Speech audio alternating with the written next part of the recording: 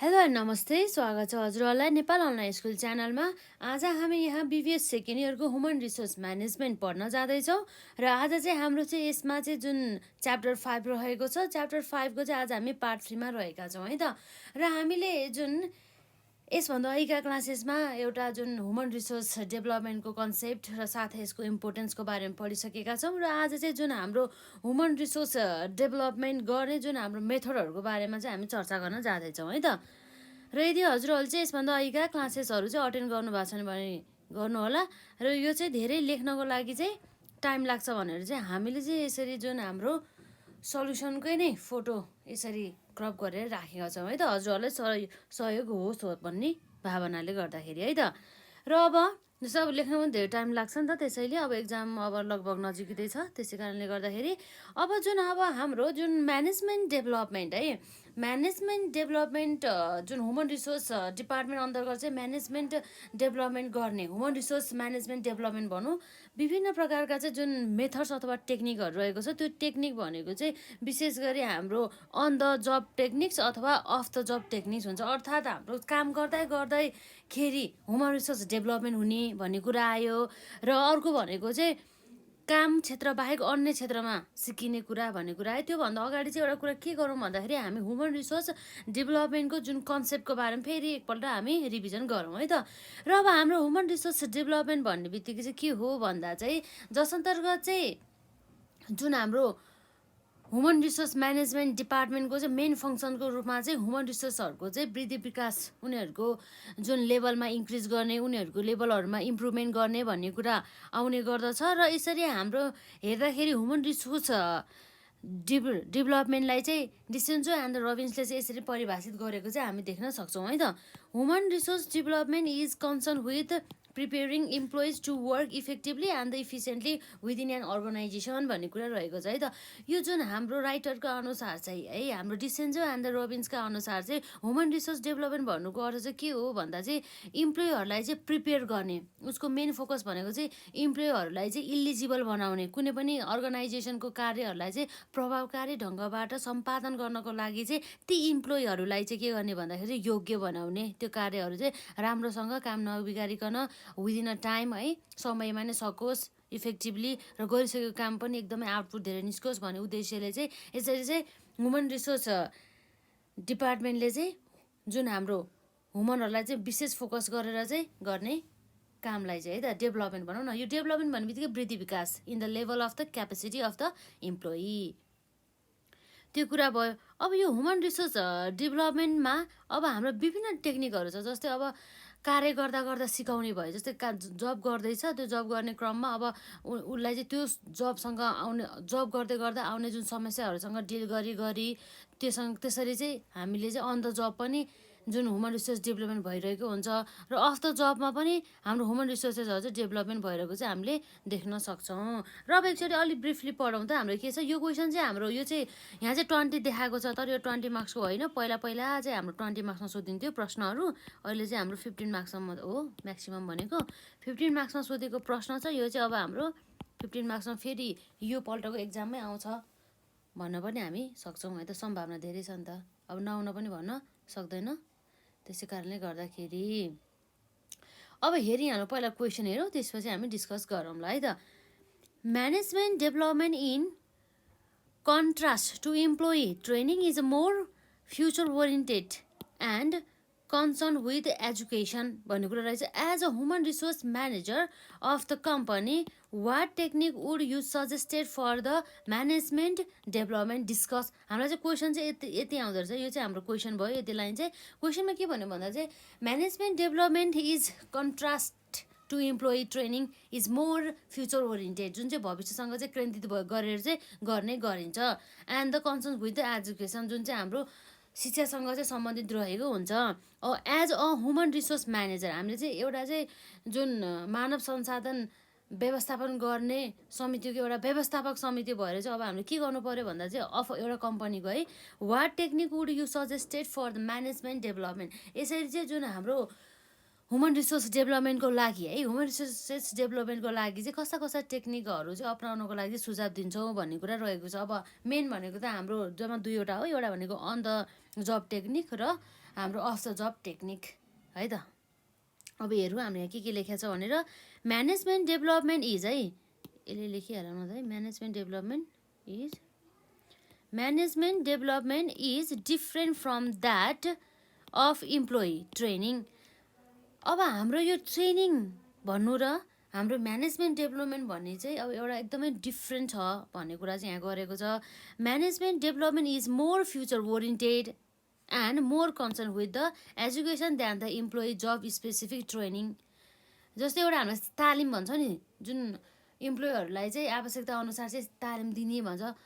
अब त्यो तालिम मात्र टर्मले चाहिँ हाम्रो यो ह्युमन रिसोर्स डेभलपमेन्टलाई चाहिँ कभर गरेन अरे है। जुन हाम्रो ह्युमन रिसोर्स डेभलपमेन्ट भन्ने बित्तिकै चाहिँ यस्तो हो जस अन्तर्गत चाहिँ विशेष गरी इम्प्लोइहरूको चाहिँ एजुकेसन लेभलमा चाहिँ कसरी इम्प्रुभमेन्ट गर्ने, कसरी वृद्धि गर्ने र उनी यो जुन ह्युमन रिसोर्स म्यानेजमेन्ट डेभलपमेन्टको चाहिँ मेन फोकस चाहिँ के हुन्छ त भन्दा चाहिँ भविष्यसँग चाहिँ केन्द्रित भएर चाहिँ हुने गर्छ भन्ने कुरा रह्यो। As a human resource manager of a company I will suggest following technique for the management development. यो चाहिँ प्रेजेन्टेसन भयो, कसरी चाहिँ एन्सर लेख्ने भन्ने कुरा भयो। र नम्बर 1मा एउटा छ on the job techniques. On the job techniques भन्ने बित्तिकै के रहेछ, अब हामी नर्मली यसो बुझ्ने बित्तिकै के हो भन्दा चाहिँ काम गर्दा गर्दै सिक्ने, नयाँ नयाँ कुराहरू सिक्दै जाने भन्ने कुरा आउँछ नर्मली चाहिँ। अब हेरौँ यहाँ के लेखेको छ भनेर है त। These are the most widely use techniques. यो चाहिँ एकदमै युज हुने टेक्निक रहेछ है त। Several programs can be conducted on the job to develop managers. Some of these programs are conducted formally with the assistance of the training experts and the informally with the assistance of the senior personnel भन्ने कुरा हो। They are stated as follows भन्ने कुरा रहेको छ। अब यसरी चाहिँ अब जस्तै अलरेडी सबै कुरा जानिसकेका जुन एक्सपिरियन्स इम्प्लोइसँग चाहिँ भर्खरै जुन भनौँ न सिक्नको लागि भर्खरै अपोइन्टमेन्ट भएका इम्प्लोइहरू चाहिँ उनीहरूसँग चाहिँ कोअपरेट गरेर चाहिँ नयाँ नयाँ कुराहरू सिक्दै जाने। यो कसरी भयो, के हो, अब यसमा के गर्ने भने जस्ता क्वेरिजहरू लिएर चाहिँ उनीहरूले सिक्ने भयो है त। र अब जस्तै नम्बर एमा छ हाम्रो कोचिङ अथवा मेन्टोरिङ भन्ने कुरा रहेको छ है त। Coaching is provided on the job where effective senior managers teach new manager.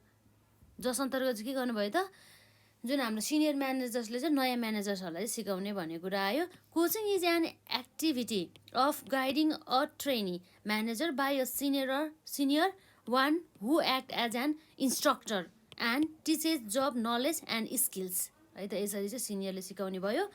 The coach gives the guidance through direction, advice, criticisms, suggestion and the corrects errors भन्ने कुरा रह्यो। विभिन्न तरिकाहरूबाट चाहिँ यो जुन हाम्रो कोचले अथवा सिनियर म्यानेजर्सले चाहिँ जुन हाम्रो न्यू म्यानेजर्सहरूलाई सिकाउने भयो। अब जस्तै कुनै कुराहरू सजेस्ट गरेर हुन्छ कि अथवा उनीहरूले गरेको जुन इरोरहरूलाई करेक्सन गरेर देखाएर हुन्छ कि अथवा उनीहरूलाई क्रिटिसाइज गरेर हुन्छ कि अथवा उनीहरूलाई चाहिँ एउटा डिरेक्सन देखाएर हुन्छ कि अथवा उनीहरूलाई चाहिँ केही सल्लाह सुझाव दिएर हुन्छ कि एडभाइस दिएर हुन्छ कि है त। त्यसरी चाहिँ एउटा चाहिँ नलेजहरू चाहिँ प्रदान गर्ने भयो। Coaches are the managers who help the new manager to grow and improve their job competence on a day-to-day basis। यसरी चाहिँ दैनिक रूपमा चाहिँ हाम्रो चाहिँ के गर्ने भयो त, इम्प्लोइहरूलाई चाहिँ यसरी नयाँ म्यानेजर्सहरूलाई कोचेस अर्थात् हाम्रो सिनियर म्यानेजर्सहरूले चाहिँ एउटा सिकाइरहने भयो। उनीहरूको चाहिँ जुन लेभल अफ कम्पिटेन्सहरूमा चाहिँ इन्क्रिज गर्ने भयो है त। सुरुमा छ हाम्रो अन द जब टेक्निक अन्तर्गत चाहिँ कोचिङ एन्ड द मेन्टोरिङ। त्यसपछि अर्को भनेको नम्बर बीमा जब रोटेसन। अब जब रोटेसन हेरौँ के रहेछ भनेर है त। Job rotation involves moving trainee managers from one job to another. एउटा जब गरिरहेको थियो, त्यो जबको पोजिसनबाट ऊ चाहिँ सिफ्ट भएर एनअदर टाइप अफ जबमा जाने है त। On a systematic basis to expand their skills, knowledge and abilities. It involves the movement of the manager from one department to another department। यसमा यतिसम्म केही समस्या छैन। To broaden their understanding of all parts of the business। जस्तै अब कुनै पनि व्यवसायको चाहिँ अब एउटा पार्ट पहिले हेरिरहेको थियो भनेदेखि अब त्यो पार्टको अब उसले काम गरिसकेपछि अब चाहिँ अब नेक्स्ट पार्टमा सिफ्ट हुने, जसबाट चाहिँ उसले चाहिँ कम्पनीको चाहिँ होल कार्यहरूको बारेमा, होल नेचरको बारेमा बुझ्छ नि त, त्यो कुरा भयो। The trainee has to assume the full responsibility and the perform all kinds of the duties. Job rotation is usually consider in transferring to the position where the manager carries similar authority and the responsibilities भन्ने कुरा रह्यो, जसमा चाहिँ उसको responsibility बराबर नै हुने भइहाल्यो। त्यसपछि अर्को हाम्रो जब रोटेसन पछि अर्को नम्बर सीमा छ अन्डर स्टडी असाइनमेन्ट। अब यसमा के भन्छ, under study assignment. This method involves assigning a potential managers to work under an experienced manager with a title assistant to. The experienced manager teaches what his entire job involves. He also learns how to take decision in a particular situation and solve operating problems. The leadership skill can also be taught by assigning him the task of supervising some employees of the department. It is an opportunity to learn and assist managers in carrying out their job. Normally, the understudy assignment lowered the burden of the managers and thus reduces the responsibilities भन्ने कुरा भयो। During leave, trainee managers acts as substitute for the managers. अब यसमा चाहिँ के भन्दा चाहिँ एउटा सिनियर म्यानेजर भयो है, त्यो सिनियर म्यानेजर्सलाई चाहिँ हेल्प गर्नको लागि चाहिँ हाम्रो चाहिँ असिस्टेन्टको चाहिँ हायर गर्छ। जुन असिस्टेन्टलाई चाहिँ जुन म्यानेजर्सले चाहिँ आवश्यकता अनुसार भन्ने कुराहरू सिकाउने नै भइहाल्यो। अब जस्तो कहिलेकाहीँ म्यानेजर्स चाहिँ अब एब्सेन्स भयो भनेदेखि उसको प्रेजेन्समा चाहिँ उसलाई चाहिँ रिप्रेजेन्ट गर्दै चाहिँ हाम्रो असिस्टेन्टले चाहिँ काम गर्न पाइयो है त, त्यो कुराहरू रह्यो। र उसले यसरी काम गर्दै जाँदाखेरि चाहिँ अब नयाँ नयाँ कुराहरू चाहिँ अन द जब नै उसले धेरै सिक्ने गर्दछ। त्यसपछि नम्बर डीमा चाहिँ हाम्रो कमिटी असाइनमेन्ट। कमिटी असाइनमेन्ट अन्तर्गत के रहेछ हेरिहालौँ है त।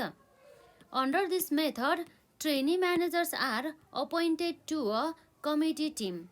A committee can provide an opportunity for managerial employees to share in managerial decision making, learn by watching others, and investigate specific organizational problems. Such managerial employees develop skills in working with others in a team environment. The assignments such as solving specific problems, participating in the decision making, and the learning project management are conducted. Participants have opportunity to involve in the group interaction and thereby gain the practical experience of the group decisions making. यसरी चाहिँ एउटा committee खडा गरेर पनि एउटा learning गर्ने, एउटा कम्पिटेन्सीहरू बढाउने कार्यहरू चाहिँ गर्ने रहेछ अन द जबमा। र यसरी हेर्दाखेरि जम्मा हाम्रो 4वटा पोइन्ट रहेको छ अन द जब अन्तर्गत चाहिँ, जुन हाम्रो जस्तै कमिटी असाइनमेन्ट, अर्को भनेको अन्डर स्टडी असाइनमेन्ट, र त्यसपछि हाम्रो नम्बर बीमा जब रोटेसन गरेर, त्यसपछि गरी हाम्रो कोचिङ एन्ड मेन्टरिङ गरेर है त अन द जब टेक्निक भयो। अब हामी अन द जब टेक्निक पछि अब हामी जान्छौँ off the job technique. Number 2मा चाहिँ हाम्रो जम्मा टेक्निक भनेको जम्मा 2टा हो, अन द जब टेक्निक र off the job technique. On the job technique अन्तर्गत 4वटा हाम्रो वेहरू छन् भनेदेखि अब अफ द जब टेक्निक अन्तर्गत पनि हाम्रो रहेको छ नम्बर एमा लेक्चर कोर्स, त्यसै गरी सेन्सिटिभिटी ट्रेनिङ, त्यसै गरी नम्बर सीमा हाम्रो ट्रान्जेक्सनल एनालाइसिसहरू गरेर पनि गर्ने भयो, र नम्बर डीमा हाम्रो सिमुलेसन एक्सपिरियन्स भन्ने कुरा रह्यो है त, सिमुलेसन अथवा सिमुलेसन है। अब हेरिहालौँ हाम्रो यहाँ के छ भनेर है त। Of the job technique. Of the job techniques also develop the managers and enable them to face the challenges to some extent. है, some of the popular of the job methods are discussed below. भन्छ lecture courses. जस्तै अब हामीले चाहिँ काम गर्दा गर्दै जुन हामीले कामहरू सिक्ने भन्दा अथवा एक्सपिरियन्सहरू इन्क्रिज गर्ने अथवा नलेजहरू गेन गर्ने भन्दा पनि हामीले चाहिँ काम गर्दा गर्दै नभएर चाहिँ काम नगर्ने बेलामा चाहिँ कुनै अब जस्तै लेक्चर कोर्सहरू लिने अथवा कुनै पनि ट्रेनिङहरू लिने, त्यसो गरेर पनि आफ्नो स्किल्स अथवा नलेजहरू चाहिँ इम्प्रुभमेन्ट गर्न सकियो भन्ने कुरा चाहिँ यस अन्तर्गत चाहिँ गरेको पाइन्छ है त। This is a popular method to bring all participants to a common level of knowledge. This is the best technique to present and explain series of facts, concepts and the principle in short time भन्ने कुरा भयो। Under this method, different professionals training institutes with the help of programmed instructions, त्यसै गरी computer assisted instruction and correspondence process prepare formal courses. Such courses offer an opportunity for managers or the potential managers to acquire knowledge and develop their conceptual and the analytical abilities भन्ने कुरा चाहिँ यहाँ रहेको छ है त। यसरी लेक्चरहरू लिने कि जस्तै एक्जाम्पलको लागि अब हामीले लेक्चर अथवा भनौँ न हामीलाई चाहिँ बेसिक अथवा जुन हाम्रो डिप्लोमा गर्नुपर्यो बेसिक इन कम्प्युटर अथवा डिप्लोमा इन कम्प्युटर गर्न मन लाग्यो भनेदेखि अब हामीले लिन्छौँ नि काम गरिरहेको बेला भन्दा पनि अब जस्तो बिहान अथवा बेलुका मिलाएर गर्छौँ हो त्यो चाहिँ अब हाम्रो लेक्चर कोर्स अन्तर्गत नै पर्ने भयो अथवा हामीले ट्यालीको कोर्सहरू पढ्छौँ ती कुराहरू चाहिँ यसमा आउने नै भइहाल्यो है त। अब यसपछि हाम्रो लेक्चरर कोर्सपछि जुन हाम्रो अर्को हामीले अफ द जब अरू के गर्छौँ भन्दा सेन्सिटिभिटी ट्रेनिङ। के हो त सेन्सिटिभिटी ट्रेनिङ भन्ने बित्तिकै सेन्सिटिभिटी ट्रेनिङ यो पनि एउटा टेक्निक हो टेक्निक अथवा एउटा मेथड हो जसको माध्यमद्वारा चाहिँ यसरी इम्प्लोयरले चाहिँ आफ्नो नलेजहरू चाहिँ इन्क्रिज गर्न चाहिँ सकियो अथवा उसको कम्पिटेन्सिजहरू चाहिँ इन्क्रिज गरियो भन्न हामीले सक्छौँ। It is a technique of changing behaviour through group process. Participants communicate and discuss with one another about themselves and try to understand the behavior भन्ने कुरा रह्यो। यसमा चाहिँ के रहेछ भन्दा चाहिँ यो चाहिँ एउटा यस्तो टेक्निक हो जसबाट चाहिँ अब कुनै पनि अब इम्प्लोयीहरूले अब के गर्ने भयो भन्दा चाहिँ अथवा कुनै पनि अब जसले चाहिँ अब ट्रेनीहरू भनौँ न हो उनीहरूले चाहिँ अब के गर्ने भयो त आफ्नो बिहेभियरहरूमा चाहिँ आफ्नो जुन हुन्छ नि उनीहरूमा चाहिँ एउटा परिवर्तन लिएर आउने उनीहरूको बानी व्यवहारमा एउटा परिवर्तन लिएर आउने त्यो सबै परिवर्तन हुनुको चाहिँ मेन भनेको चाहिँ जुन हाम्रो अरूले दिएको उत्प्रेरणा अनुसार र participant communicate and discuss with one another about themselves and try to understand the behaviour. The main objective of sensitivity training is the development of the awareness of and sensitivity to behavioural patterns of oneself and other. All participants interacts in a free and open environment. Participants express their ideas, beliefs, and attitudes and share impression. They are encouraged to inform each other about how their behavior is seen and to interpret the feelings. It procedure भन्ने कुरा चाहिँ यहाँ रहेको पाइन्छ है त। र अब यसरी चाहिँ हाम्रो सेन्सिटिभिटी ट्रेनिङ पश्चात अर्को चाहिँ हाम्रो ट्रान्जेक्सनल एनालाइसिस है त। अब यसमा चाहिँ के भन्छ भने चाहिँ the focus of the transactional analysis is on viewing the interaction between the individual and the between the group as transaction है त। यसरी चाहिँ हाम्रो चाहिँ जुन ग्रुप र इन्डिभिजुअल एउटा व्यक्ति र एउटा समूह बिच चाहिँ अब एउटा इन्टरेक्सन हुने भन्ने कुरा आएको छ है त। And thereby develop their manager skillsहरू भयो and abilities.